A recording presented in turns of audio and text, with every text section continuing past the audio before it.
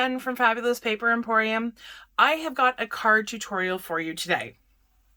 I don't have the finished card done, but I have everything cut out, and I just figured we would just make it together. So I've got all the measurements. We can kind of get right to it. We're using the Hop to It collection by Photoplay today. So really cute Easter and spring. There's a lot of non-specific like to Easter card paper or patterns. So you could definitely make do with this for Easter and for spring. So it makes it a great dual purpose paper collection. So you'll get a lot of extra mileage out of that. So we are going to just jump right in. So to start with, you are going to need 2 pieces. I'm using white. So 2 pieces that are 10 by 7. So 10 by 7, both scored at 5, right down the middle. Then you're going to need 2 pieces. I'm going to have to kind of search for these because I've got it all kind of piled on top of one another. I've decided to use these cute little cut aparts, which I'm going to have to cut down. I realize now that I haven't cut those down yet, so that's fine. We've got 2 of the bright green, and the 2 pieces are cut at 3 1/4 by 3 3/4. So 2 of those. We are going to need these guys, and these puppies are cut at 2 1/4 by 1 1/4. You'll need 8 of those. We need 2 of the 1 3/4 by 1/4. And we'll need some of these itty bitty ones. These ones are 1 1/4 by 3/4, and you'll need 4 of these. So I don't know if I said that we need 2 of the pieces that are 1 1/4 by 1 3/4. I will hopefully remember to put that on the screen as the measurements go up. And so for our designer paper, almost forgot. I didn't actually write this down because there's 2 ways of doing this card, and I really like this way of doing it. So this is what I'm sharing with you today. My words. So this panel is cut at 4 3/4, probably by 6 3/4. So that's just a 1/4 inch smaller, and this is going to be for our front. So now with the designer paper, I'll start with this super cute one. This is going to be for our front, and this would probably be 4 1/2. Yep, 4 1/2 by 6 1/2. We also have these 2 cut aparts. So right now these measure 3 by 4, but we're going to have to make it so that they fit on those 2 panels. So we're going to have to trim some off. And these panels were so that it fits on the width, because I have it a 1/4 inch smaller. So we're just going to trim probably a 1/4 inch off the bottom, a 1/4 inch off the top. So this piece is going to be 3 by 3 1/2. 3 by 3 1/2. Yes. Making sure my math is correct. These little guys, so you need 2 of the cut aparts. If you're not using cut aparts, you'll need 2 pieces that are the same, or not the same, but 2 pieces that are cut the same. 3 by 3 1/2. This one is going to layer on these guys. Sorry, I've got multiple in my hand, so they're going to layer like that. And these pieces are 2 by 1.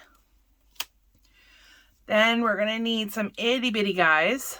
You'll need 8 of the designer paper, the ones that I have carrots. This one is super tiny. So this one is just 1 by 1/2, and you'll need 4 of those. I've cut more because I realized that there were some that you didn't get a lot of the flower, and I just wanted options. And then the striped one is cut at 1 by 1.5. Nope. 1 by 1.5. So we are set. There is not, I mean, there's a lot of pieces because there will be a lot of panels to fill in. So just to give you an idea, and I apologize, there's a ton of writing on this, but this is basically what the inside of the card is going to look like. So you see I've got all my measurements kind of written on this. This is kind of my little template, if you will. So it's going to look super cool when it's open. You've got all these areas to kind of fill in and, you know, decorate. So it gives you a lot of room. One of these panels, I'm using two pieces of, two of the cut aparts or journaling cards. You could easily make one of those the area where you stamp, write a sentiment, write your message. I'm going to leave that for the back side. And probably going to decorate it with some stickers after the fact. So let's get to it. Okay, so we've got one piece that is scored at 5 inches. So that is pretty simple. We set that aside. This is the one where there's some scoring to be done. And there's 2 ways of doing it. I personally prefer using my paper trimmer for this. I'm going to move these pieces out of the way, kind of shuffle them off to the side. Hopefully none get lost. And I'll show you how I organize the areas to get scored. So first things first, I am switching out my cutting blade with my scoring tip. And that is important. You will need to use your cutter in a little bit, but first things first, we are going to lay with our 10 inches at the top. The first thing we're going to do is, and we've done some similar type scoring, but there's a lot here.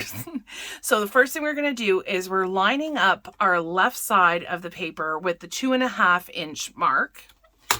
And we're going to lay down our, I don't even know what that's called. I'm sure I do, somewhere in the deep recesses of my mind. So I'm just going to kind of stand up because I want to get a good vantage point. So what we're doing here is the very first score marks are going to go from the top down to 1.5. And you'll see here on my paper trimmer that I've got, I'm going to move that down a little bit, that I have measurements on this side, and you probably will too if you have a very similar paper trimmer. So I've got the measurements, so I'm going to go down to 1.5, and if you'll notice here on my scoring tip, I've got 2 little arrows on either side, so that tells you where you're stopping. So I'm going to go over that a few times, stop it at 1.5. Then I'm going to gently, without any pressure, move it down, and I'm going down to 5.5. 5.5 is right there. And I'm scoring from 5.5 all the way down to the bottom. So this one is pretty easy as well. If it makes it simpler for you to start at 1.5 and move upwards, this way you don't have to really kind of change or stop your momentum. So that is the other way of doing it, because you do the same thing down here. Okay, so we've got our first score marks done. Excuse me. We're going to move our paper over to 3.5, and we're going to put this down again. And what we're doing this time is we are going from 1.5 to 2.5. So make sure that you've got that scored. Go over that a couple of times. This way you don't have to put excessive pressure on your scoring tip. So once we're done that from 1.5 to 2.5, then you're going to again glide it down without any pressure to the 4.5 mark, and you're going to go from 4.5 to 5.5. So just keep an eye on your measurements and an eye on this little arrow, and you should be fine. So between 4.5 and 5.5. Sorry, I've got something stuck in my throat and I just can't get rid of it. Then we're going to move our paper left side all the way to 6.5. And we're going to repeat the same scoring that we just did. So we're going to go from 1.5 to 2.5. And then we're going to lightly bring that down and go from 4.5 to 5.5. And then the last series, we're going to move that over to 7.5. And we are going to do the very first set of score marks. So for the top one, we're going to go from 1.5 all the way up, move it all the way down, and then go from 5.5 all the way down. And so this is where you end up with, you know, the score marks, this one. So you have like a bit of a pyramid kind of pattern going on. Then we're going to turn it around. So we've gone from the 10 inches at the top to now the 7 inches at the top. And here's where we switch from scoring to cutting. Okay. And we're going to join a bunch of these lines. So again, with the 7 inches at the top, just making sure that I'm in frame here. So 7 inches at the top, and we're going to go from, move our left-hand side of the paper to 1.5. We are going to put down our blade, and I'm going to line it up just because the blade will drag along the paper. I don't want to move that like I was able to do with the scoring tool. So I've already lined it up with 2.5.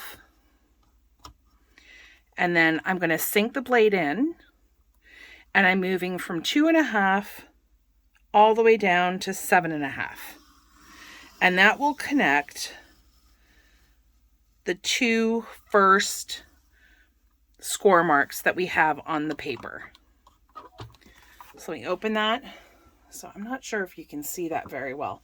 So for the sake of this video, I'm just going to take a light pencil so you can see those score marks. I can always get rid of those. So that is basically what it's going to look like. I've got a score mark, and I've just cut right across, joining those two score marks. Okay? So the next one, we're going to move over to 2.5, and we're going to join the score marks that are closer together. And these ones are from 3.5. So again, I move my blade all the way to the 3.5, sink it down, and I'm going from 3.5 all the way to 6.5. Okay, I like to take it a little bit slower than I normally would cut, because obviously you don't want to surpass where the score marks are, or at least not a lot if you can help it. So we're going to keep moving down, and now we're going to be aligning our left side with the 4.5 inch. Okay, and we are going to repeat what we just did. So we're going to go from 3.5, which is right there, sink it, and then we're going from 3.5 to 6.5.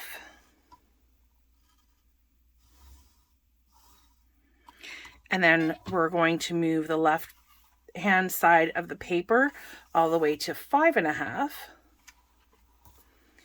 And then we are going to go from on the bar here, we're going to go from 2.5 and slice all the way down to the 7.5 mark. Okay, so now we have all of our cuts. Hopefully you can see that. And now we can fold. So we're done with our paper trimmer. Good job. Hopefully that was pretty simple and easy to follow. I'm going to get rid of my little pencil marks here. because I will be giving this card to somebody. Okay. So here I basically had my fold mark like that for my 5.5, or sorry, for my 5-inch score mark. So what I'm going to do with these ones is these are going to pop inwards. So when the card is closed, these bands are all going to fold inwards. So I want to first crease kind of the middle. You just do that by pinching that a little bit. So that is your mountain, and these on either side are going to be your valley. And I would take my, you just need that part burnished. So I'm just putting the tip of my bone folder, just trying to think of the best way to maybe capture this. So I've got my bone folder and I'm just pressing and making sure that the score mark is well burnished. And this way your paper is always going to fold like that. And we're going to continue and do the same thing for the second band, or I'm not really sure what to call these. They're not really columns. Anyhow, headers. Sure. Let's go with that. And we're going to do the same thing with these ones, is we're just going to fold those in a little bit and stick in my bone folder, get that burnished. Same thing with this side. It's easier to do it from the top because you don't have all that paper to kind of contend with. So you see how it's coming together? So cool looking at it from up top. I really like how that looks. And then we're going to burnish that one. This one is good. I feel like pinching it just seems to work really well. And this one.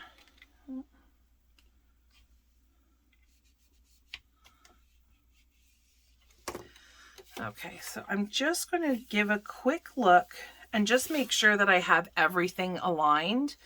If not, you can always make a little bit of an adjustment now, because sometimes, you know, as much as we try to score perfectly, it sometimes goes a little wobbly. So, and then this last one, I'm going to fold inwards, give that a little bit of a pinch, and then fold that this way. And then this side. When it's all folded, then you can kind of give it a good go, press over everything and make sure that you've got your score marks well burnished here. I had it upside down. There we go. And so what is going to happen with this piece is this is just going to attach to the outside on either panel. Oops. Now I can't get it separated. On this panel and this panel, we're going to put some glue and make sure that's nice and tight. So that is what the card's going to look like. So I think you're getting the idea now. I'm going to put my outside off to the side, and how the panels are going to go together. Oh, you know, before I kind of get too far ahead of myself, I realize I need to trim this off. So 1/4 inch off the top and 1/4 inch off the bottom.